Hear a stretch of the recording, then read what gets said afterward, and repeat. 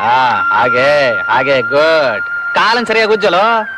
ಏಯ್, ನಾವಿಲ್ಲಿ ಕೆಲಸ ಮಾಡ್ತಾ ಇದ್ರೆ ನೀನ್ ಕಲ್ ಮೇಲೆ ಕೂತ್ಕೊಂಡು ದೊರೆಮ್ಮಂಗ್ ನಂಗ್ ಮಾತಾಡ್ತಾ ಇದ್ಯಾ?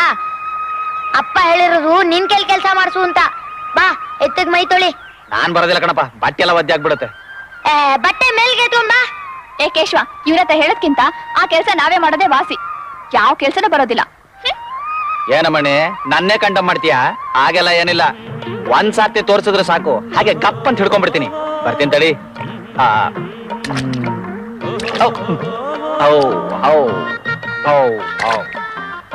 ಬರೀ ನೀರ್ ಹಾಕಿ ತೊಳಿಬೇಕು, ಸೋಪ್ ಹಾಕಿ ತೊಳಿಬೇಕು? ಸೋಪ? ಈ ಊರಲ್ಲಿ ಜನಗಳಿಗೆ ಮೈ ತೊಳಿಯೋಕ್ ಸೋಪ್ ಇಲ್ಲ, ಇನ್ ದನಗಳಿಗೆ ಎಲ್ಲಿಂದ ತರಣ? ಅದ್ ಸರಿ, ದಿವ್ಸಕ್ಕೆ ಎಷ್ಟು ಲೀಟರ್ ಹಾಲು ಕರಿಯುತ್ತೆ ಇದು? ಹಾಲ? ಸರಿ ಹೋಯ್ತು, ಇದು ಎತ್ತು. ಅದು ಗೊತ್ತು, ಆದ್ರೇನು ಎತ್ತು ಹಾಲು ಕರಿಬಾರ್ದು ಅಂತ ರೂಲ್ಸ್ ಇದೆಯಾ? ಅಯ್ಯೋ ದೇವ್ರೆ, ಎತ್ತು ಹಾಲ್ ಕರಿಯುತ್ತಾ? ಯಾಕೆ ಕರಿಯಲ್ವಾ? ಅಲ್ಲ, ಸ್ಕೂಲಲ್ಲಿ ಯಾವ್ದ್ ಕರಿಯುತ್ತೆ ಯಾವ್ದ್ ಕರಿಯಲ್ಲ ಅಂತ ಹೇಳ್ಕೊಟ್ಟಿಲ್ಲ? ಸರಿಯಾಗಿ ಕೆಳಗಡೆ ಬಗ್ ನೋಡು.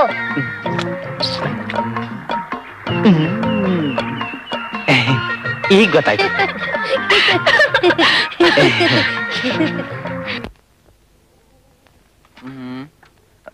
ಓಹ್, ಈ ಊರಲ್ಲಿ ಇಷ್ಟು ದಿವ್ಸಕ್ಕೆ ಓದೋಕ್ ಪುಸ್ತಕಗಳಾದ್ರೂ ಸಿಕ್ತಲ್ಲ. ತೆನಾಲಿ ರಾಮಕೃಷ್ಣನ ವಿನೋದ ಕಥೆಗಳು, ಇದು ನಮಗಲ್ಲ. ಶ್ರೀ ದೇವಿ ಮಹಾತ್ಮೆ, ಇದು ಹೆಂಗಸರಿಗೆ.